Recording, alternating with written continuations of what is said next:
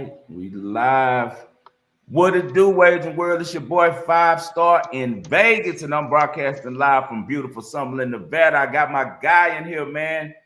LJ from H Town, man. It's so good to have another Houston brother in here with me. What's up, LJ? Hey man, glad to have me on here, man. Five star love. You know what I'm saying? We just chopped it up off camera. Glad to meet you, man. And I just wanted to reach out because, like you said, man, great minds think alike. And I've been following you for a minute. We look at the game the same way. So I thought, man, let me reach out. Let me get on here, man. So two H-Town boys can chop it up for the people, man. Man, I really appreciate that. I'm so glad that you hit me in the DM about that, man, because from afar I've been also respecting your work.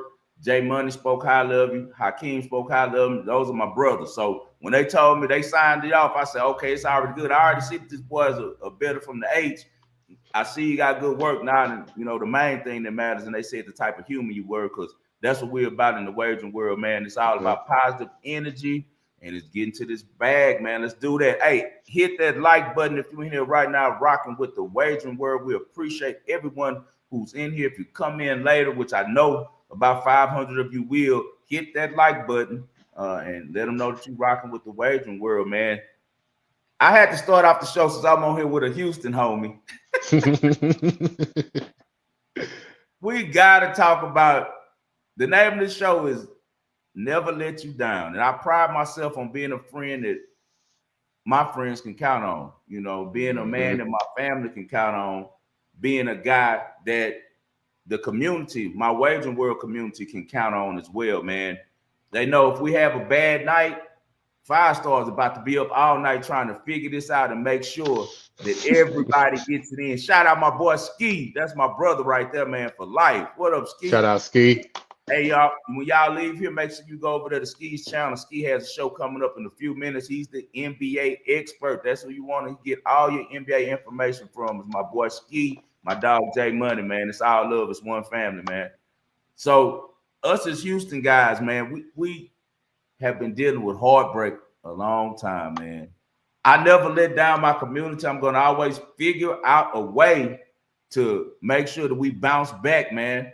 We got to find the market. I don't care if it's tennis. I don't care if it's football, basketball. We're going to find the weakness in the market to make sure that we're ahead.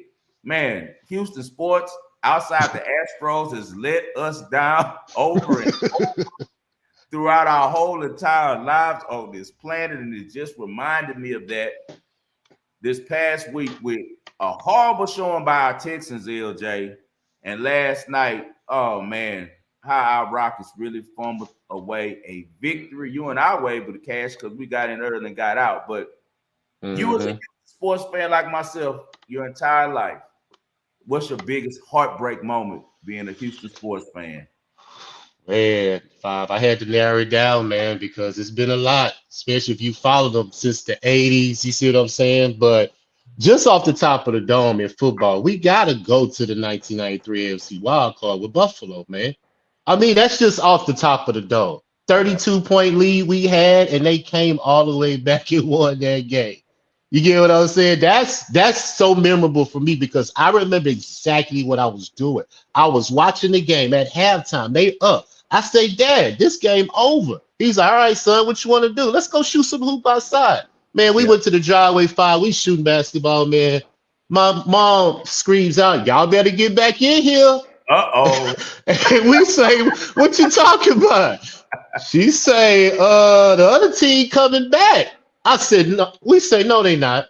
Man, we ran in the house, man. Not only was they coming back, they had a backup quarterback in. Frank Wright came in the game. They Yeah. just took over the game, man. And me and my dad sitting there fine with our mouths open, like, are Yeah. you serious? And Right. that team was good. We could have went to the Super Bowl, in my opinion, bro.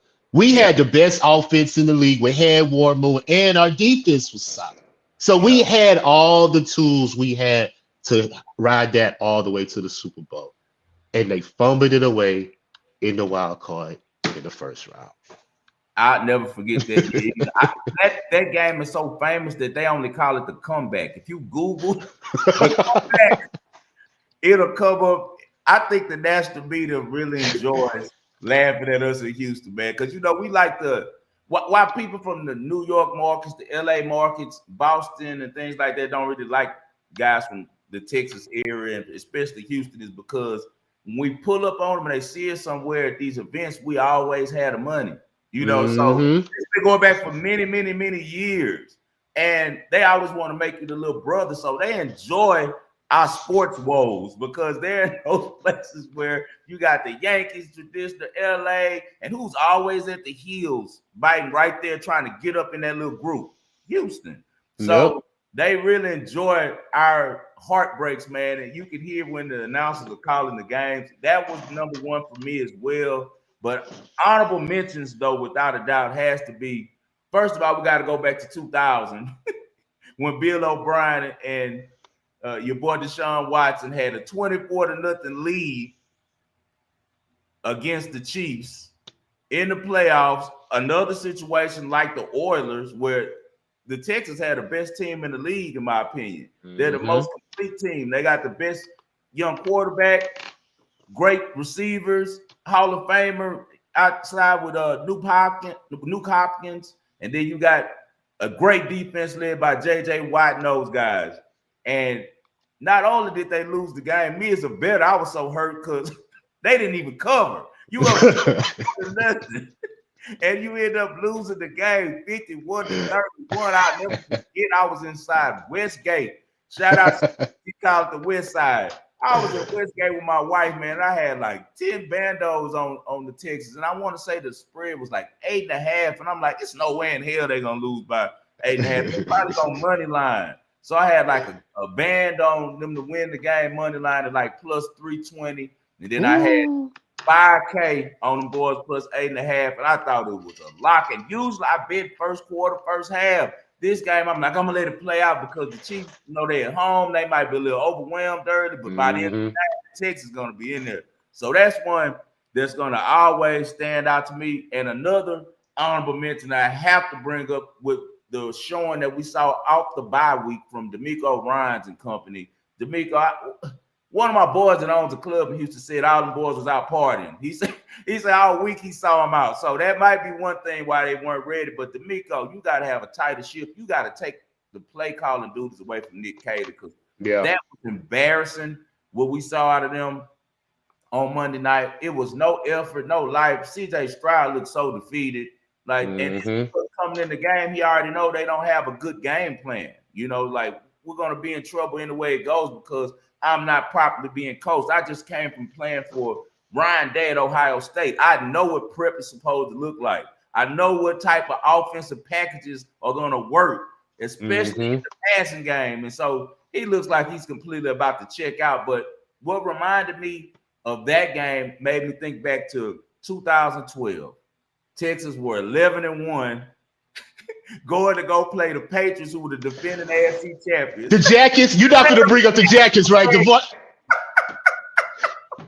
Oh, you are so right, Father. The varsity Jackets, bro. Jacket game. Oh, man. Yeah, so we've had a lot of heartache in the H. Man, we've had a lot of heartache. But let's break down last night's NBA game. Okay. Pass real quick a little bit. Last night's NBA game, man. Just for me, the things that I took from it is, okay, KD. Have you bit off more than you can chew? I think that he's gonna get better and better as the year, but he's old, and that's what I had a problem about the trade. I was screaming, man, keep Jalen Green just because Jalen Green plays every game. You know, he might be a bonehead, but at least he can give you 20 points. And he's gonna give you energy, and he's gonna be there every night. It's crazy how crazy life is. Now he's missed some games because he won't be starting tonight for the Suns because he ended up getting hurt and KD was available. So it ended up where the trade doesn't really, you know, go the way that I thought with the fact that being an injury thing, but we got a long season going. So the availability of Jalen Green is why I wanted the Rockets to keep him. It ends up with availability doesn't matter because he misses for the Suns. So, okay, we're going to give a check to the Rockets for that. But KD, I was worried about him because I've watched KD play since his first game at the University of Texas. And I've seen his decline, and it's been going on since he left the Nets. When he got hurt at the Nets, when we stepped on 3-point line against Giannis, he was already hurt that game. Mm-hmm. His decline has been going since. He can score still, but the way that the Rockets are going to use him is what I'm worried about.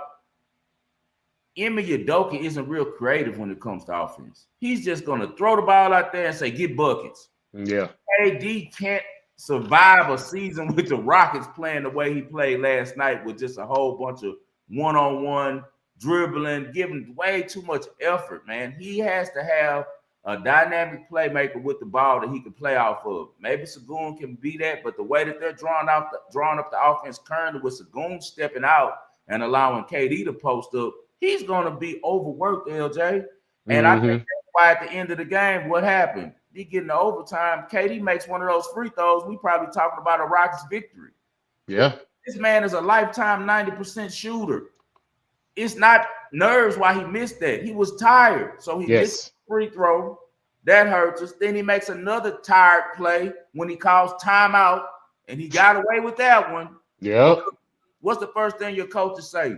Be in shape, because the first thing when you get tired, the place you're going to lose it at first is in your brain. That's what you're tired. The only thing you're thinking about is sitting down and getting some water. You're not there because you're not in shape.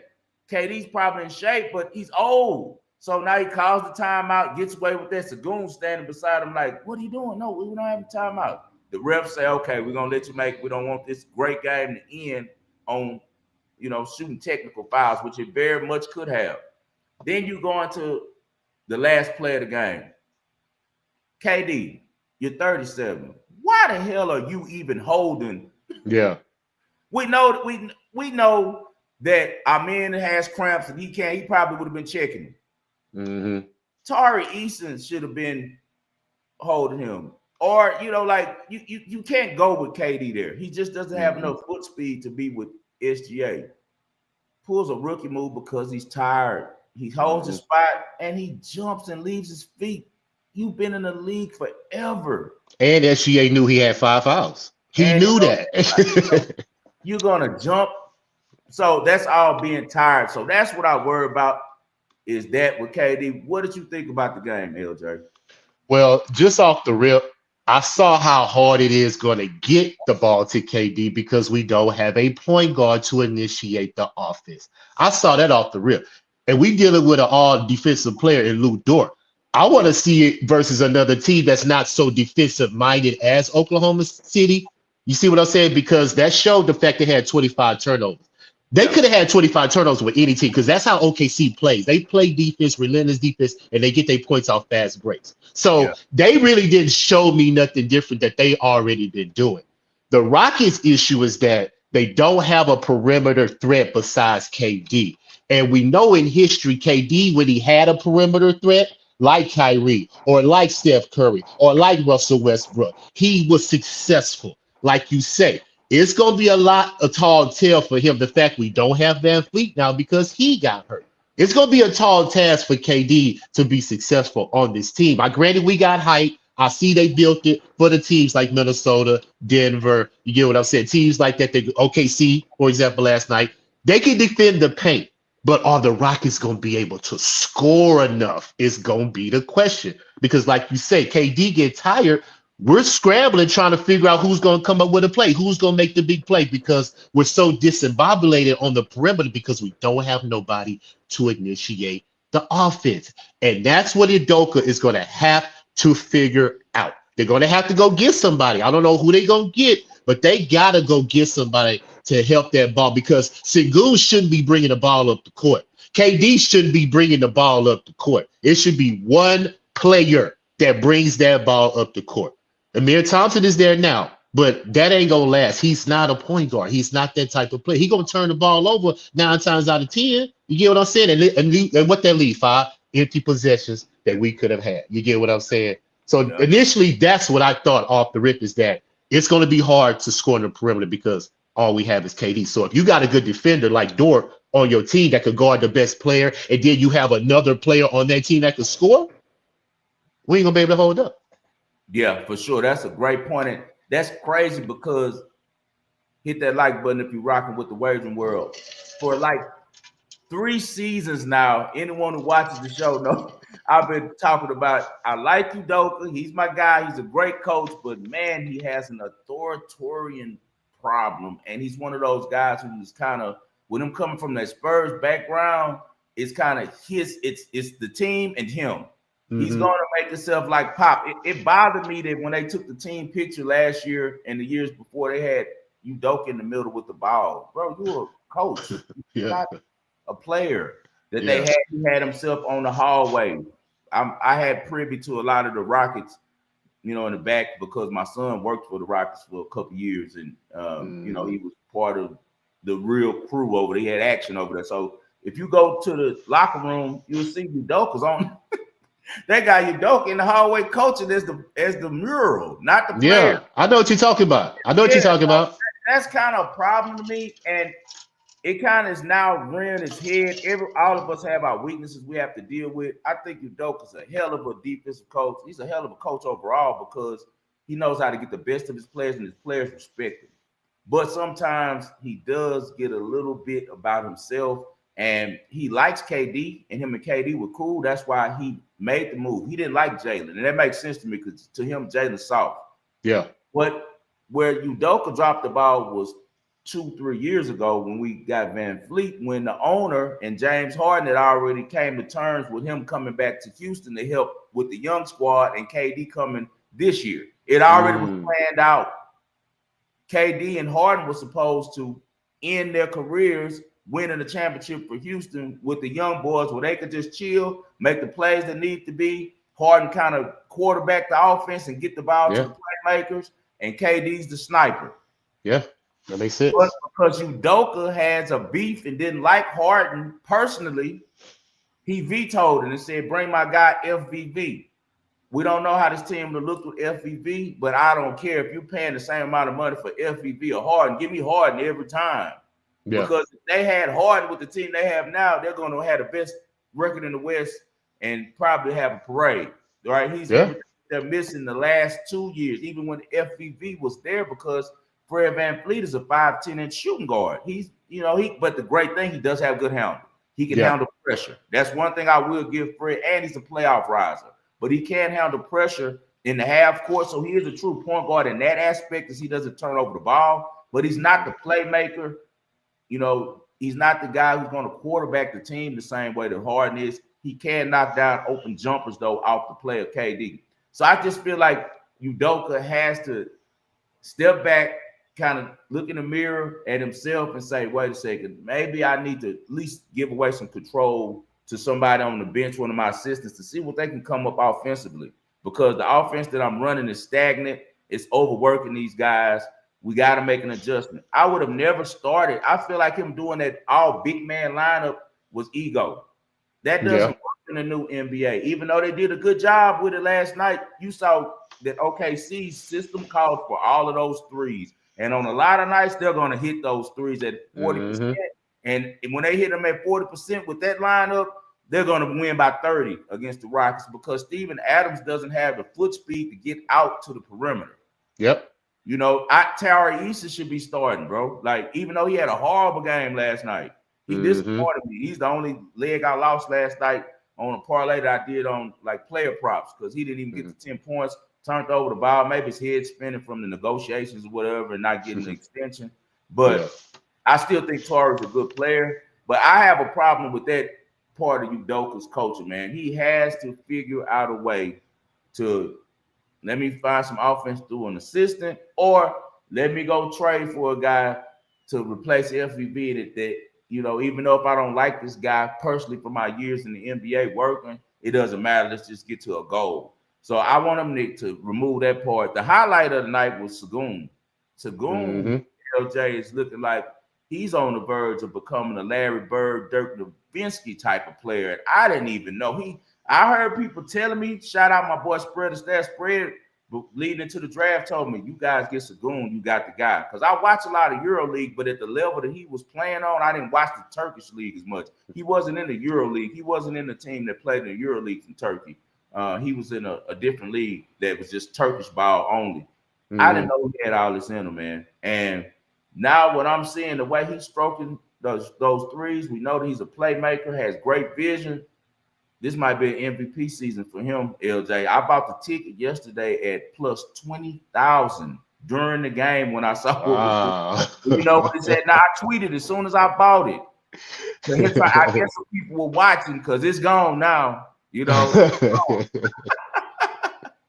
it's gone now. It's gone. Now it's at plus 5,000. My boy says that they'll be okay. I agree. It's game one, but we got the only thing we can talk about is what we see. But that's a great point. You guys know how I am. I look at the big picture. So I like your point about Udoka too, because I follow the Rockets too, because I got a media pass.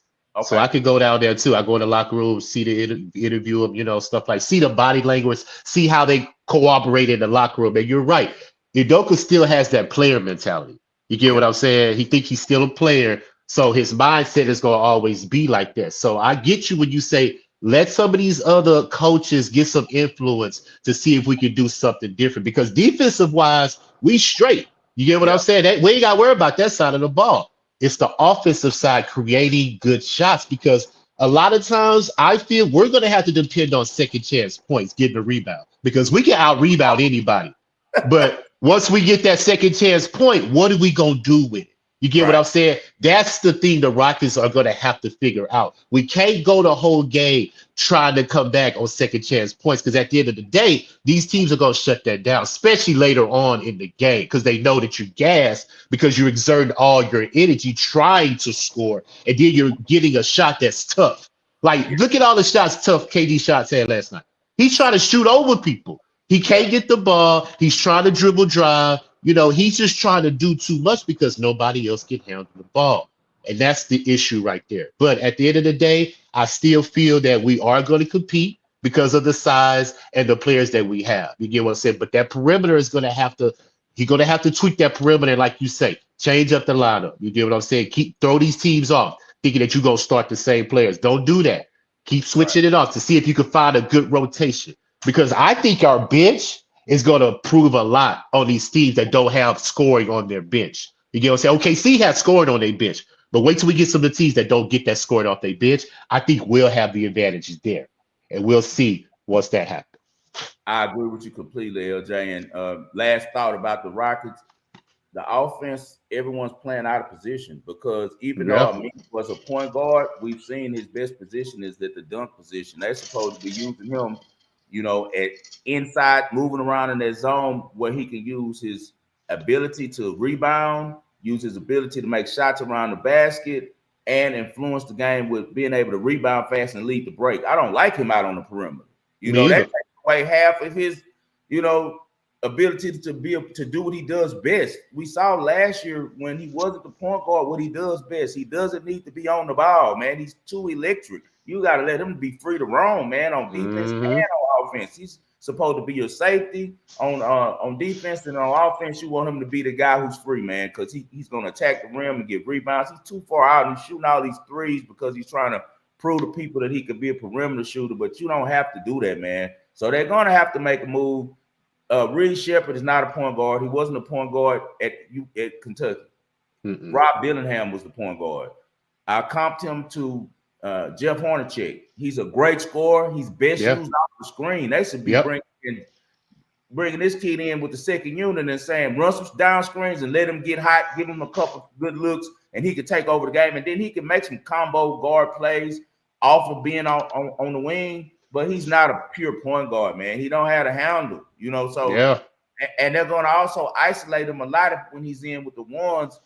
Bill Simmons was talking about that this morning. They're going to murder him. They're hunting him. They can't wait. SGA was just all smiles every time we saw him, you know, end up where he had to get one-on-one with him on the switch. So those are a couple of things. But I think that they're misusing a lot of guys on their team. The offense, they're making it completely difficult because Sengun should be inside, and then maybe he can pop out like Joker's threes. He should go inside out with him, man. Let him post up and go cuts off of that with KD and our men, and go with some screens, some back screens to get KD some open looks. You guys are just playing street ball. I don't like that. You know, it's too much work. It takes too much effort to get that done. But enough about my Rockets, man. Real quickly, I'll talk about the 2 tennis matches that we gave out. last show. I'm glad everyone was able to cash those. We got in Sophia Keenan for the first set against Ushijima. She was able to get it done for the Wavering World. And we also got Tom Jonovic for the first set versus Parks. All right, man, let's get on where our feet at. Let's talk about the present. We got some good games coming up, brother. We got some good ones. Let's start with the NFL Thursday night football. I'm going to allow my guests to go first. Tell me what you see as the Chargers are going to be hosting the Vikings. The number is going to be Chargers minus 3.5. The over and under is 44.5. What you got, LJ? Yes, sir. Well, just initially off the top of the dome, I see an NFC team versus an AFC team. So I'm always going to go to figure out how do these two teams match up non-conference? And the NFC is 27-12 against the spread versus the AFC so far this season. So that's a nice little sample size to let me know that they do have the advantage. And the Chargers have been slipping the last couple of games, man. They're giving up 27 plus points, 3 games in a row. They turning the ball over, 2+ turnovers, 4 out of the last 5 games. But the Vikings turned the ball over too, 11 turnovers so far, 2+ their last 3. So both of these teams are undisciplined, in my opinion, and starting to do some sloppy play. And simply because the Chargers are injured, especially on the offensive line, because you gave up 5.9 yards per carry to Jonathan Taylor last week. I mean, he was gashing them for the most part. And until they fix that issue, I can't bet on the Chargers, to be honest with you, because Herbert is going to be in disarray every single time he snaps the ball. You get what I'm saying? And if they can't run the ball, they ran 54 yards last week. That ain't going to cut it. You depended on Herbert to throw this ball 40, 50 times a game. You know, and I don't think that's a recipe for success, in my opinion.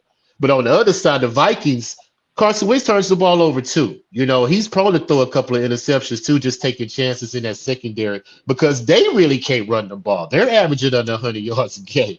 So for me to try to depend on both these quarterbacks to win the game, I'm not really excited about that. So that automatically turns me to the total 5. And I was thinking, how do these teams come out early? And I dove dive and I found out that the Minnesota Vikings have went under their team total 5 out of the 6 games they played. So they're not scoring in the first half. You get what I'm saying? Only 12 points, 19 points total in their last 3 in the first half. The Chargers are 23 points total in their last 3 games. So they don't score in the first half as well. So that automatically brings me to I'm looking at a first half under total. I got it at 22. I got it highlighted, and that's probably going to be my play because I see that the numbers are telling me that both these teams start off slow. You know what I'm saying? And a lot of field goals are being kicked early in these games. So that's my initial play. The first half under 22 is what I'm looking at. But at the end of the day, I saw something to where I dissect the games very well. I call myself a psycho because I'm trying to find every single angle I can find that the books probably are not looking at. Because Jay Money comes up with the slogan, outsmart the bookies, man. You get what I'm saying? So for us to do that, we have to find an angle. And I looked up that the last teams that play the Colts, if they play the Colts their previous week, that next week they are 1-5 straight up. And that applies to the Chargers this week. And that lets me know that the Colts are beating up these teams. Not only are they putting points up on them, they're beating them up defensively. You get what I'm saying? So that kind of carries over to the next game, in my opinion, because the 49ers had this trend maybe a couple of years ago after the play in the 49ers. Teams didn't play so well after that game because they're so physical and dominant. So initially, I'm looking at the first 5 under, but I'm probably going to get to the window with the Vikings simply because of that trend that I found that teams don't play very well after they play the Colts. So those are the 2 things I'm looking at in this game. Hey, that's great work. I did not know about their trend with the Colts. I like that one. That's a good one. That's a good one. I'm gonna make sure that I put that in my memory bank, man. I'm with you as well. I'm leaning the Vikings for this game plus 3.5. One thing that I like is approaching these type of games with what's the mentality of the team coming in. Brian Flores, I have tremendous respect for. I think he's a great coach. And last week against the Eagles, the Vikings did not look like its normal, reliable defense that we see out of that team. They were diced up by Jalen Hurts of all people, 326 yards, 3 touchdowns. On the other side of the ball, Chargers are hurting. They're having problems really protecting, Justin Herbert. Justin Herbert has taken the most hits out of every quarterback in the NFL this year. Mm-hmm. I heard Joe out practice yesterday. I don't know if he's going to play or not, but we know for sure that Slater is out for the whole season. So how are you going to be able to protect him? The number one friend for a quarterback and to kind of slow down a pass rush is the running game. They can't run the ball. And that troubled me from day one when everyone after they upset. I'll never forget on the show when the Chiefs lost to the Chargers, everyone was, the Chargers, the national media, people who were on the show in my community and in the chat were, man, the Chargers are going to win the AFC West going away. They're going to Super Bowl. And I remember telling them, Jim Harbaugh is a guy who needs a running game. I don't like how the Chargers running game looks for one. And I was like, two, the Chiefs haven't got back everybody. As soon as everyone comes back, start buying low right now on the Chiefs. Start buying tickets. And now I got like 3 or 4 plus 650s and plus 700s for them to win the AFC Championship. Now it's 250, and that's what it's all about. We always are trying to figure out ways to get an advantage, to get an edge on the book. Yep. Investing. You're trying to buy low and trying to, sell high. So with that said, I think that the Vikings defense is going to come with their hard hat on this game. They're also one of the best pass defenses in the league. So all that stuff Herbert's been getting away with, as we saw last week, they love to toot his horn. They said he had a great game. He threw for all these yards. He leads the league in passing, but he has to throw. And a lot of jump time because they're losing. So he's in the fourth quarter getting a chance to drop back every play and throw the ball because he threw 2 terrible interceptions early against the Colts. And that's why they were behind in the first place. That's the part they don't ever say about Justin Herbert. They only talk about the numbers and his measurements. But between the ears, he's not a good quarterback, man. And I think that the defense that the Vikings present will give him a lot of challenges because we know Brian Flores is going to do, he's going to make you think if you're a quarterback. He's going to mix things up and make you play with your eyes a little bit. And I don't think that we've seen Justin Herbert perform well against those types of defenses. We saw last year with the Texans with a similar defense to Miko Ryans, and he threw 4 interceptions. So I wouldn't trust Justin Herbert in this spot. He doesn't have a run game. The Vikings are itching for a win after what happened. Carson Wentz has been decent. I think that he's got him to 2-2. He threw for 300 yards last week, but ultimately they're going to go as J.J. McCarthy goes when he comes back. But for right now, Carson Wentz is one of the better backup quarterbacks, and then you have a great offensive mind like Kevin O'Connell who can kind of reel him in. Even with that said, he's still thrown 3 interceptions in that time. That's something you got to watch always with him. Harbaugh is 0-2, though, on Thursday night football games with this Chargers team. So that's something to watch. I talked about it last week, how Tomlin struggles with short time. These guys are, they're used to doing things their way. They're used to prep, being normal prep. They love repetition. That's why they're so good. So now you're in a situation with a short week and a beat-up offensive line.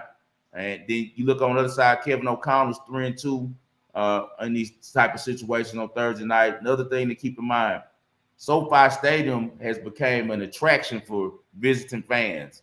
We know the Vikings are a much bigger fan base than people think they are. So this is a trip that a lot of those rich people in Minnesota circled and real fanatics like, hey, man, we're going to L.A. It's going to be a Thursday night game in October. It's going to be cold here. Let's go to L.A. Right. Might take over that stadium, man, with Vikings fans. So I think that the Vikings get this one done plus 3.5, and I would not be surprised if they win on the money line. All right, so LJ and I both like the Vikings in this one. And LJ also, like you said, first half under, right? LJ? Under 22. First half under 22. Under. All right, man. Let's get to some National Basketball Association. They reeled me back in. I was gone for a very long time, LJ. I was not been NBA. And all my homies, Spread Astaire, Ski, J-Bud, they all are, Cino, my little brother, they all are, I'm talking about diehard NBA guys. They bet it every night. They love it. You as well. I stand the NBA, right? But this is the part of the year where I kind of start back betting when it's early. Everyone's excited. It's fun. But shout out to NBC for making the old heads like us happy. Yes.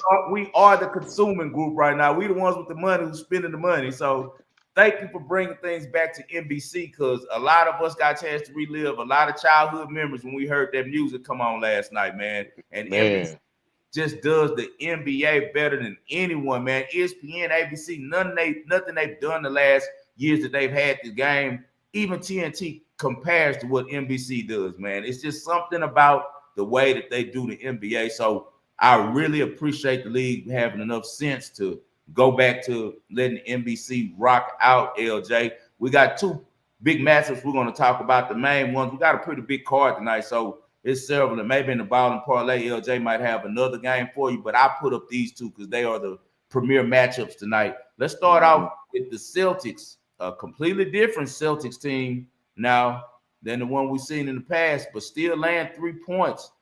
Maybe the books feel like it's a system. They like what Joe Mazzulla does over there with being a deep team and shooting the threes. They're one of the most analytic teams ever, because we know that their old head coach, who's now moved up to the front office and been maybe the best GM in all the sports, you know, he's done a really good job over there, man. And they figure out ways to beat you with math. So we'll see how math does against hooping, because the Sixers are coming in with Joel Embiid back. You know, one of my favorite point guards in the whole NBA, and Maxey under Nick Nurse. A lot of people don't know Nick Nurse is from the Houston basketball tree. He was coaching with the Vipers, won some championships, and a lot of people wanted him to become the coach of the Rockets. But, you know, it wasn't meant to be as he goes to Toronto and has a lot of success. LJ, what do you see on the game tonight? We got the Sixers in Boston. Celtics laying 3. The over and under is 228.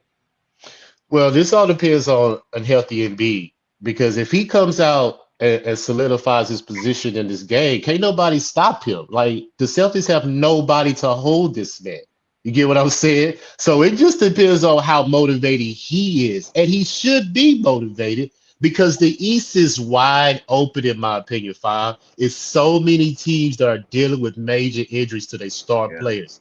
Yeah. The Sixers have a chance. If they healthy, they could come get this Eastern Conference. And I've been telling my friends, hey, man, I'm thinking about throwing a little shot at them, but I have to see it be first. I'm not a person that just bet things blindly. I have to see it first before I can invest in you. I'm only going to give it a couple games, because I don't want to get the number too high, because if they start doing good, that number's going to come down. So a couple of games, let me see how Embiid plays. But as far as this game, the Sixers should come out and win this game, because I believe they have all the pieces. The Celtics are wounded.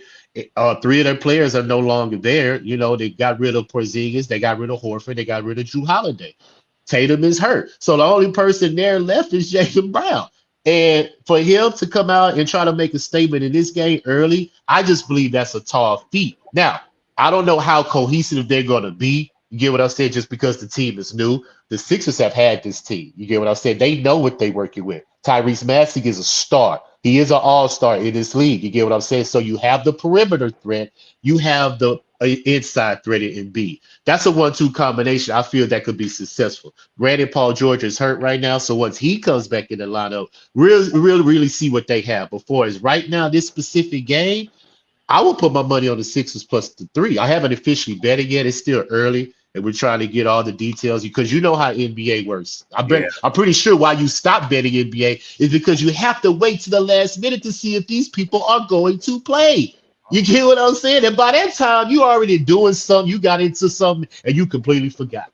You get what I'm saying? Because you're trying to wait until the last minute. You hit it on the nail, LJ. That's exactly why I stopped betting NBA. They're cheating. Like, bro, and the books will not say anything because they love to make the money off of it. But if this was back in the game when Vegas just had the sports bet, I remember Vegas wasn't going for that, bro. They had to let the lineups be known in a certain amount of time when it was just Vegas doing it. They couldn't do all that sneaky stuff they do now, bro. It's way too much money on these games to, you know, hold out these players, and that's exactly why I stopped. But they got me hyped now with the NBC. but you know how we even if that's the case, you can still find ways to bet in the game. You don't have to always bet the spread. You talked about that. I rarely bet the spread. I'm a first quarter, first half player prop. Where's the advantage? As far as this game, I'm all American see an advantage of the scoring, because Boston is going to score. They're going to try to put up threes. They're at home. That's what they do. Peyton Pritchard is who I'm looking at. Over 3.5 threes, minus 110. He is the shooter on that team. He's going to come off the bench. If he don't start, I don't know how the lineup's going to look, but he's looking to fire. That's what he does. He's coming off pick and rolls. He's trying to come around on screens. He's trying to get that ball up. So just initially, just going into this game on the Celtics side, I'm going to lock in Peyton Pritchard over 3.5 threes. I think it's a minus 110, like I mentioned. Before on the other side, I'm going to wait to see how I feel later on up to game point, and I'm going to see if I want to throw a shot at these Sixers. I may do it live just to see how they play. But initially, my thoughts, Sixers plus the 3, but definitely I've already locked in Peyton Pritchard over 3.5 threes. Great minds think alike. I enjoy the way that you break down games and handicap them. You think a lot like me, whereas you use a combination of, yeah, I'm going to take a little bit of this information that's out there, but I got to trust my eyes. I'm going to watch the game. You have to have a feel for the game.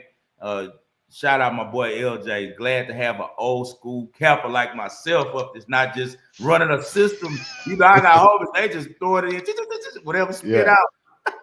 That's what it is. You know, they go. Not if you paying bills. You ain't doing it like that if you paying bills. You think that the AI, you saw today they had some stuff showing all the stuff Grok had, bro. Yeah. See what I'm saying? I only trust nobody's information but my own.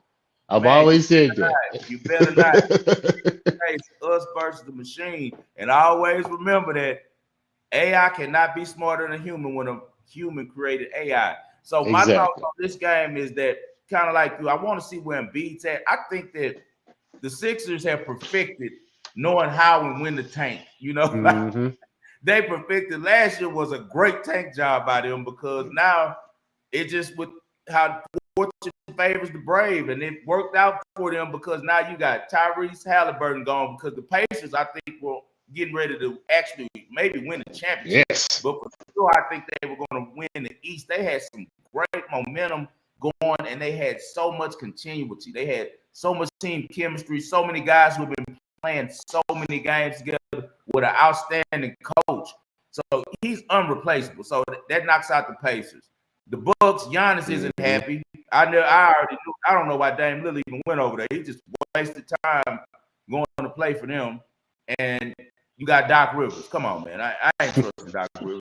Just, you know, like, personally, I'm not trusting him. So we got that, and then we got Jason Tatum with the unfortunate Achilles injury, but Jaylen Brown. Yes. Me and my wife was, bro, we was watching the starting 5 at the end of the season. This man had a band-aid over his eye. He had a cast on one leg. I say, damn, what Jaylen Brown to the ground. So all of those years of playing hard, being a real two-way guy, are starting to catch up on him, man. They're catching up on his legs, his knees, his ligaments.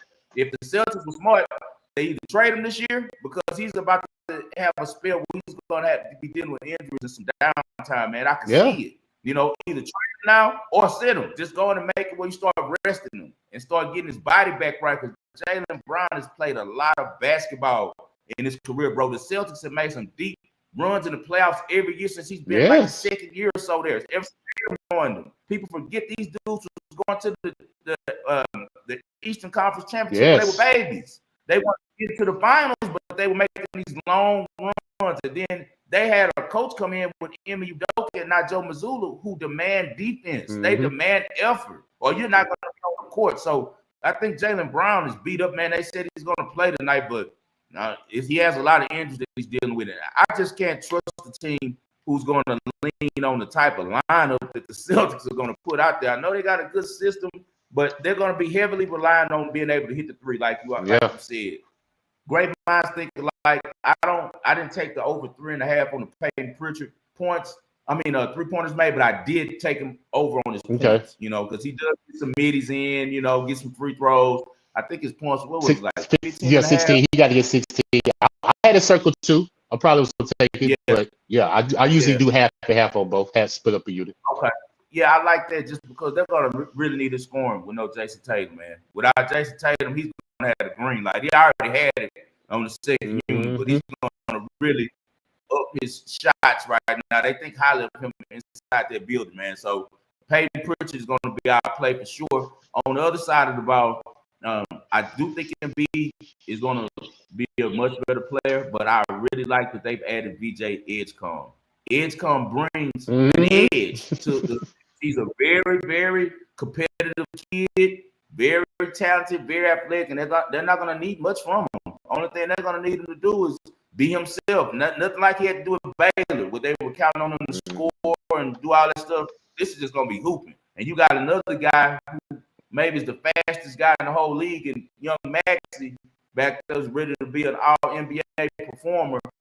I like the Sixers, man, all the way in this one. I think this is a money line game. They should be really, really focused to go prove a point to the entire NBA that, yeah, we had a plan last year. After Embiid got hurt, we tanked on purpose just to prepare for this year. And this is our opportunity. They better not let that window close. Hopefully, Paul George comes back and gives them the little glue piece that they need, because they're really straight with just having Maxey and Embiid the way that the East is looking right now. Keep an eye on Miami, though. People, Khalil Ware is preparing to be a superstar. He's going to be one of my biggest bets that I give out later in the ball and parlay. All right, let's get to the next one. LJ, another big matchup.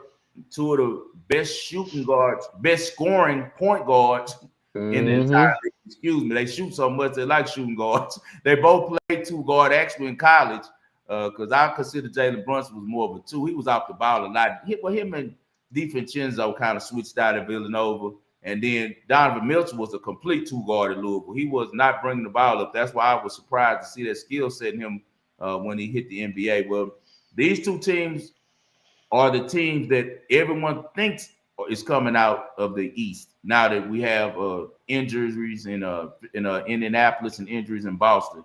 That's the Cleveland Cavs. They're going to be at the New York Knicks tonight, plus 1.5 is the line. The over and under is 227. I'll go first a little bit on this one. Big switch up and change ups in New York. You got Tom Thibodeau out. You know, I kind of looked at his firing the same way I look at James Franklin. Like, I mean, I know that you guys got to the level, but be careful what you wish for, because this guy's took you guys to a level that you haven't reached in the last 20 years, and now it's not good enough. So sometimes, you know, you got to leave good alone, man. And you're right. You know, just help them. Who is this? Oh, this is my dog. What up, boy? What's up, Bert? What up, boy? Hey, that's one of my rounds that really know me right there. You saw what he called me. Let me take that off the screen before y'all Ryan Houston nothing for me. But yeah, shout out, Murph. Glad to have you in here, boy. Yeah, man. So I think that the Knicks, it's like you fire Tom Thibodeau and you go hire, you know, a guy who's a retread. Yeah, just say it. A retread. Mike Brown is Tom Thibodeau, so I don't know, but maybe it works. Maybe it was a locker room thing. Maybe the guys were tired of Tibbs. You know, he's known to be a heavy-handed coach that kind of, you know, plays guys a lot of minutes. So maybe that was it. They did add some really good pieces to the Knicks, though. Jordan Clarkson is an underrated bench player. He's instant offense when he's right. And then they also got Yabusele from the French national team that has played at different stops in the NBA. He's, you know, known now for dunking on LeBron in the Olympics. Okay. He's a real big effort guy. Other side of the ball, you know, Kenny Atkinson was coach of the year, did a hell of a job with Cleveland last year. Donovan Mitchell, when he left Utah, we knew he was a star. We was like, what the hell is he doing going to Cleveland? It's worked out pretty good, even though they haven't made it far in the playoffs during the regular season. He's had some good regular seasons over there. He's the clear leader of their team. You know, you can always count on him to give you 30. So he's been balling. He's done a good job of making that a winning team, but they are going to be really messed up until they get Darius Garland there. Because as I said, you know, Spider's really a two guard. Darius Garland is the guy who kind of makes things work on that offense and gets them lined up. Really smart guy. His dad was an NBA player as well. His dad actually played for the Rockets for a little bit. So yeah, Darius Garland is a guy who they're going to miss, but they got a really good replacement in him temporarily if he can stay healthy in Lonzo Ball. Lonzo was one of my favorite players to ever come out of college at UCLA, man. And I thought that Lonzo was going to be a first-team all-NBA guy, but, you know, unfortunately, the shoes that his dad and him tried to put together, they had the right thoughts by trying to, you know, like, we're going to do our own thing, but they didn't go about making sure that it's more the shoes than just the look. And they didn't realize that part. And the support has messed up Lonzo's legs and feet really bad, bro. And so I'm hoping that he can make it through a whole season. If he can make it through a whole season, then I think that it'll be okay, and the Cavs will be right back up there contending to win. As far as in this game tonight, my angle on this one is it's going to be wide up, so wide up at the Garden. They love this team. They love the Villanova boys over there. And all year long, last year, we saw that the Knicks came out fast. So we're going to do what we did last night, LJ. We got them early, right? So we hit them for the first quarter, LJ. And my group and LJ also sent out the play with first quarter +2 with the Rockets last night. We cashed it. I also had first half +4 in the money line on the first half at +175. I love the Knicks tonight, first half. Money line, I got it at even money. It's +0.5 point at -130. I think the Knicks start fast, and I think they come out shooting well and running up and down the court. I don't want to deal with the whole game. Let's go Knicks first quarter. Yeah, I'm right there with you, man. The Knicks play very good early parts of the game, especially that second quarter is where they really, really play good, which catapults them to get that first half, which is you align with. But yeah, I'm right there with you, man. It's just too many injury issues in this game for me to have a definitive insight on this game, because you just mentioned Cleveland's missing 2 key players. They missing Mobley and they missing Garland. I think both of them gonna be out, right? Or is Mobley questionable? Mobley's questionable. He might be out. Okay, yeah. See, that's 2 important pieces. You know what I'm saying, that you got to deal with versus a Knicks team, because this is like a mini rivalry. I don't know a lot of people know, but they've had some battles in the playoffs. You get what I'm saying? So the Knicks are gonna be looking at this game to come out and make a statement. Like you mentioned, they're at home. The energy is gonna be high, especially coming off last year. But as far as the Mike Brown situation, man, I just think that was a desperation, because I don't think they had a plan before they fired Tim Thibodeau. You get what I'm saying? I think it was just a spur of the moment thing to where, like you say, the players probably came to ownership, was like, look, we need to make a change. He didn't lost us. To make Brunson daddy the head coach, but there after you go.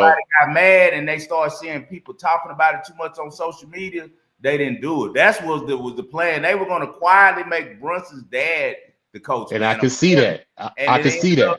Not working out for them the way that they wanted to. That was the plan. Yeah, I see that, because he has a lot of influence on that team. You can see it. Yeah, he get into it with the players, Devin, like all of that. So you can see that. So yeah, I just think that they didn't have a plan, and Mike Brown was just a little, safety net to be like, let's go and get him in here, because he's so you still gonna have you got Brunson was probably going back to Worldwide Web telling him, Worldwide West, telling him that's old William Wesley, man. He's known him from the promotion game stuff. He's a real player in New York. But that's who runs the team. Rose is supposed to be who run the team, but they run it together. And I think that Brunson was going back to Worldwide and telling them this stuff that, kind of, snitching. Yeah, for the most part, I can see that, because that's what star players do. Star players are spoiled, and they got pride, and they got egos. I'm saying the dad. I think the dad was going on behalf of okay. Yeah. Putting stuff in the ownership's ear, like, hey, man, look, Dolan, you tripping, man. This guy, Thibodeau, and giving him all the weaknesses and things he was doing in hopes that he was going to become the coach. But now his voice stays just as loud, because what is Mike Brown gonna say to Brunson? What are you gonna say to him? He ain't gonna say that. So I see that angle, but like, as far as you breaking down the game, you pretty much said it. You know what I'm saying? The Knicks, I would take them early, especially first half, just because they start the game fast. But when that second half come, you don't know how the teams are going to adjust. And the fact that Cleveland don't also have DeAndre Hunter's questionable too. If you don't have your best player off the bench too, I don't see how you're going to keep up offensive-wise, because even if Josh Hart is hurt, Knicks still got people that can put the ball in the hole. You get what I'm saying? They got an OG, they got McBride, they got Brunson. So they got players that can put the ball in the hole. And like I said, as far as being at home, I think the energy is going to be excited in the first half of the game. So I would agree with you on that first half for the Knicks, definitely. Minus the minus the plus the half. Yeah, that's asking first quarter, first half. I like the first quarter, and LJ likes the first half. So because he likes the second quarter the way that the Knicks play. So maybe you can do it this way. You do a split. Do first quarter money line, first half money line on the Knicks. There you go. All right. Let me get to my part of the world.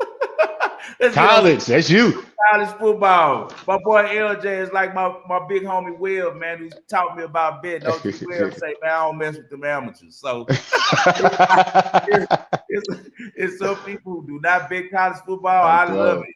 And the reason why I love it is because of games like this one with Missouri State and New Mexico State. You got to know something about this type of league, these type of players, this level of football in order to play it. But the great thing about it is the books don't do as much homework on these games as they do the major games. So that's why I like college football and tennis. As I've said many times on the show, it's how wide the market is. There's so much to cover for the books. You got to be slipping somewhere, right?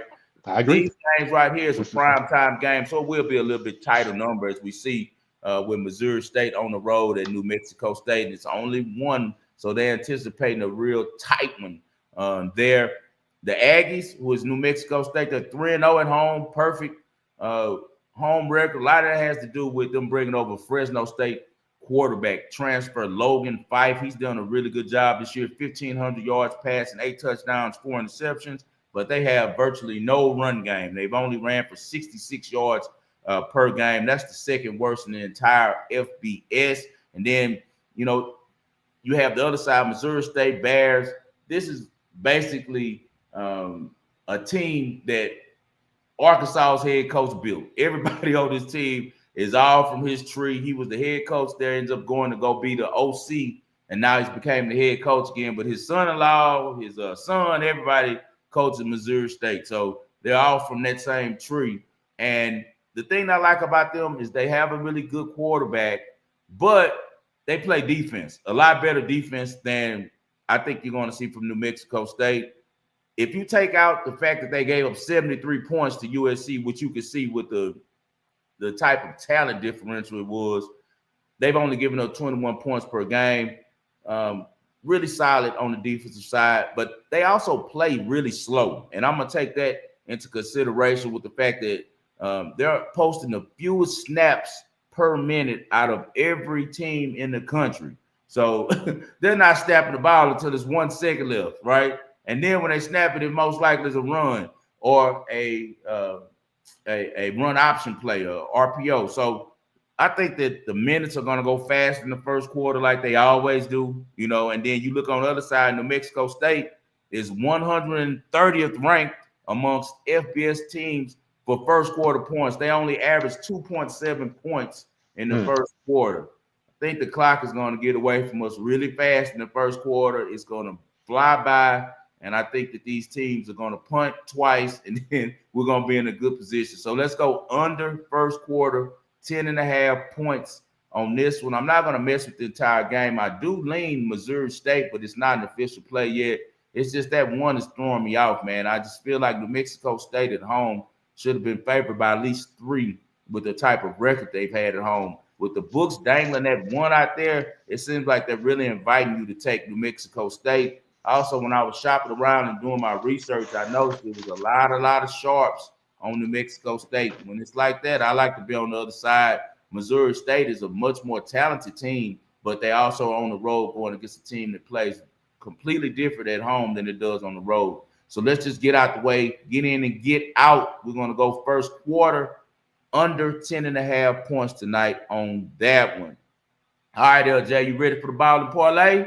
Let's do it. You from the 8th, so you know the whole meaning behind this. Rest in peace, my dog Pokey, man. Miss seeing you, man. That was my boy, man. I hate that Pokey's no longer with us, man. He was big in the Little League football community in Houston, man. He was always around. He was a real big supporter of the Gators. I believe he used to play for the Gators, but he for sure, you know, helped them out, put money behind them, supported them, and, you know, had some kids that played over there as well, man. So rest in peace to my boy Pokey. Ball and parlay, I always say that. Hardest pit in the litter, baby. Yeah, hardest man. Pit in the litter. Shout out to my guys. Shout out my boy, you know, Paul, who's the one who put this whole record out. He's the one that put out Pokey. My partner, Paul Chevis, one of my first big homies, man. We met on Braeswood many years ago when he used to be posted at the barbershop, man. And since then, he did Chevis Records and made a lot of money, man, and out there with the entertainment business, man. And he's the one that put Big Pokey out, man. So I do ball and parlay as a homage to both of them dudes. because they're my boys, man. Like, once again, RIP to Pokey. All right, so what's your ball and parlay plays for the weekend, LJ? Give it to the people. Yes, sir. I am going to the NFL. I already got a couple looks already for Sunday. Like we say, we try to get ahead of these because football, you got to bet early because them numbers will change. You get what I'm saying? So if you find an angle, you got to lock it in because I'm telling you, it's going to change by Sunday kickoff. But let's go to this Buffalo and Carolina game, 5. Buffalo coming off a bye. So I dissected the numbers and say, how successful has Josh Allen been off a 2-game losing streak? Because they're on a 2-game losing streak. 5, do you know that Josh Allen has only had 1 2-game losing streak in the season since 2020? Only one. So he's had 1, 2, 3, 5. He's had 5 total since 20. Every season, he's only had 1. And ironically, 3 of those games, he's coming off those 2-game losses. He's played the Jets for some reason. I don't know how the schedule worked out like that, but he's done it 3 times coming off 2-game losses playing the Jets. But now we have Carolina, who's coming off a win. Actually, 2 wins because they beat Dallas and they beat the Jets. So I'm taking advantage of something that Carolina cannot consistently do, 5. And that's that first half. I'm telling you, they are the worst team in the first, especially in the second quarter. I tell this all the time. You get what I'm saying? So I'm like, okay, how does Josh Allen do coming off in the first half of 2 losses? He's 5-0 coming off 2 losses in the first half, 5. And the average points is 20 plus points. He's had 20, 16, 17, and 10. But the last 3 was 17, 13, 6, and 20. So I'm thinking that they're going to come out fast on these Carolina Panthers. Now that Bryce Young is out, now you're putting Andy Dalton in. So now you're putting him in. You know what I'm saying? So I like it even more because he's a backup trying to go against a team that's in this AFC contention that's coming off 2 losses, coming off their bye. Perfect scenario for me, 5. So I locked in the first half. I may take the team total over, but I've locked in the first half over 23 for Buffalo and Carolina. And I think a lot of those points are going to come from Josh Allen, those Buffalo Bills, because Carolina, first half over. They're 8-3-1 in their last 12 at home to the first half over. Bills, 9-3 in their last 12 to the first half over on the road. That correlates for me, puts me on first 5 over 23 total is one of my first bets for Sunday. Oh, I like that, man. I like that a lot. So we're going with the first half over with LJ with the 23. What's the spread for the first half? 4, 4.5? What is it? I gotta look it up. I got it right here. First half, Buffalo, Carolina. Come on. It is wait, hold on, Buffalo. Okay, it is -7.5 for the full game, -4 first half. Okay, -4 first half. My guy Jersey said he loves Buffalo -7.5. What is the game in Carolina? Yep, they at home. Yeah. Okay. Yeah. All right. Dalton will be a quarterback. I for sure gotta look at the Bills on that one for sure. I really like your angle, especially with them with the motivation coming off 2 losses. All right, man. Let's do some player props. I went 6-1 last night on player props. Had an excellent night. Me and my wife is an NBA props lady. That's what she does. I have she do it with you? Okay. Yeah, man. We ain't trying to go do no work. What is wrong with you? We try to work for ourselves. So, I told her. So my wife does the props, and she was able to hit last night. We came together on our research, and we cashed. That's what's up, man. Yeah, we cashed on Amen over 14.5. We cashed on Luka over 30.5. We cashed on Kuminga over 14.5. And then we cashed on Jabari when the 1% beats the 99%. Because my wife was sick and she had a parlay going with those. And Jabari needed 1 basket, bro. And I kept saying, we might get some OT. We got that overtime, and he got 1 shot up for 3, and he made it. So it ended up working out. She was happy today with that, big cash on the parlay, and she'll be looking for some more tonight. I'm going to give you 2 of the ones that me and her are going to for sure play tonight, and that's going to be Michael Porter to score 20 points at -115 with the Nets. Michael Porter has been blowing all summer. He's been everywhere on YouTube. He has a new freedom now that he's with the Nets. He like, I got my ring down here with the Nuggets. Now I'm about to put on a rep for my family. As you know, he's unfortunately lost one of his brothers to a car accident, and he lost his other brother to prison, you know, for gambling. So he's trying to carry the Porter name for his dad, man. His dad was a guy who was a coach and put into all three of his sons basketball. Porter did his thing with the Nuggets, but he was like the fourth option. Now he gets an opportunity to be the guy with the Nets. He says he's going to be one of the guys that's going to be in there for, you know, the leading the league in scoring. We're about to see. So 20 points at -115, I got to trust that he can get there. If you watched any of Michael Porter before the injury in high school and at Missouri, he was a versatile guy. He was a KD type player. They kind of just sat him in the corner with the Nuggets and turned him into just a three-point shooter. So I think he's a chance to see more of his game tonight. So give me Michael Porter to get to 20 points. Also, I like Khalil Ware for the Heat. I know he's banged up. They're saying that he was on the, you know, the injury report is questionable. If he plays, he's going to get 10 points. Khalil Ware looked awesome in the preseason. He's a natural scorer, great touch. I wanted the Rockets to draft him when he was coming out of Indiana because I love the way that he could face up. He could shoot the three. He's very versatile at 7 foot, and getting 5 baskets or getting 3 baskets and 4 free throws will not be hard for him because he's going to be a bigger feature in that offense than we think. You know, Tyler Hero is out, so they're going to need to get some points from different places for the Heat. So I love Khalil Ware if he plays to get at least 10 points. All right, let's go to tennis. You guys know how we do on tennis. We never lose on tennis. That's kind of like our thing. I'm showing love. I'm going to show a little bit of love today on the tennis, man. I'm going to give you one of the group plays. Ain't nobody giving out free plus 280s, man. We're going with Layla is at plus 280 and plus 4.5 games. The plus 4.5 games can be your hedge. That plus 280, I think we'll get there. But I also like her 2-1 at plus 600. Tonight she's playing the great Alina Rybakina. Rybakina is the closest thing to a server bot that you're going to see in tennis. She has the most aces on tour and does every year. Both these women are coming off winning titles, though. You got Rybakina that won in Ningbo inside of out in the far west, and then we have Fernandez won in Osaka, Japan. So with both of them coming off titles, usually they're fades. You want to fade women when they come off winning because now they're kind of, you know, happy. Their stomach's full. We just got some money. The team's happy. I partied the week before.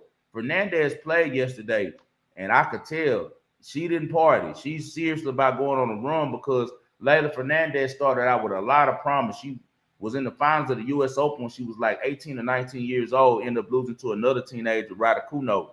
Since then, she's fell off, but she's a really competitive young girl from Canada, man. Her dad was a former soccer player, and he coached her since she was a little kid. Rybakina on the other side, she's been pretty consistent top 10 player since winning Wimbledon, maybe 2021 or so. But the thing is, she doesn't need this one as bad as Fernandez do. Fernandez wants to go on a run and become a top 20 player again. The last 2 times they faced each other, all of them went 3 sets, but Layla won the last 2. She's 2-1 head-to-head against them. The last 3 actually went to 3 tiebreakers, which is really rare in women's tennis, and that lets me know that Layla was playing really well against Rybakina and sees her really well when they're going baseline for baseline because she's not a server like Rybakina at all. She's one of the girls with one of the weaker serves in all of tennis, but when she's on, she's a very hard girl to pass because she's so athletic and gets to everything really quick, really fast, and she's left-handed and has a lot of diversity, does a lot of different slices. She can hit with power, drop shots. I like Layla Fernandez tonight at plus 280. To get it done over Elena Rybakina, and I also like her plus 4.5 games, and I also like her 2-1 to win sets, 2-1 plus 600. Man, it was a pleasure to have my guy LJ on here. You will definitely see him again. One of the best handicappers in the game. LJ, tell people where they can find you at. Hey, they can find me on X, man, at LJ Sports Media. You know, I'm on there active. I put all my plays up there, you know. And like Foz said, man, we trying to beat the bookies. This is a great community. I reached out to him. I'm glad that he got me on the show. Very, very honored. And best believe we will have more of these shows because it's about getting this money, man. I'm like you, man. I don't want to be working for nobody all my life. Right. I want to be independent. And this Right. is how we go get to our independency, man. Yeah. Beating these books. So, Yeah. hey, appreciate you for letting me come on, my friend. Hey man, this remind me of when ESG and Slim Thug did the song. That was back then. You remember used to be some South and North Side beef. Yeah. They Yeah. yeah, under my homeboy D-Rex. Shout out my homeboy Derek Dixon, my good friend, man. That I did the Dirty Third with. I don't know if you know that or not, LG. I'm the one that wrote the Dirty Third Next Generation that's on Amazon. And I did Really? it with my homie D-Rex. Yeah, I'm the one that wrote that. So me and The him one go, that one of the 85 boys in that movie? no, go look up the Next Generation. Now it's an old Dirty Third that came Oh, okay. out. And this was the newer one. We did a new version of it with the younger generation. It's called the Next Generation. It's on Amazon and it's on Tubi as well. If you guys have never checked out the Dirty Third, go do so. I appreciate it. But it's called the Dirty Third, the Next Generation, because don't mistake it with the old one, which is still good because it gets my boy D-Rick paid. Okay, I see it right here. Okay, I see it. Yeah. Propane in it? Propane in it? Yeah, propane. Okay. Yeah. He's in there. Okay. So they did a song that tied the north side to the south side. So now we got it again right here in the sports betting world. Is my boy from Acres Home out the 4-4 and hooked up with a boy from the Dub. Where he was stand up where you at, Braeswood. Yes, 2 stoves, boys. Where you at? Yeah, man. It's always love. We appreciate you guys being here with us. Speaking of Braeswood, the legend from Braeswood, man, my father, man. Hey, man, the greatest Houston sports fan I know. I always dedicate every show to John H. Lindsay. I continue to do this for you, Dad. Hey, guys, we appreciate you for tuning in. Me and Ski will be back here on Friday. Hey, we got to win every bet on Friday. It's us versus the machine, man. We out.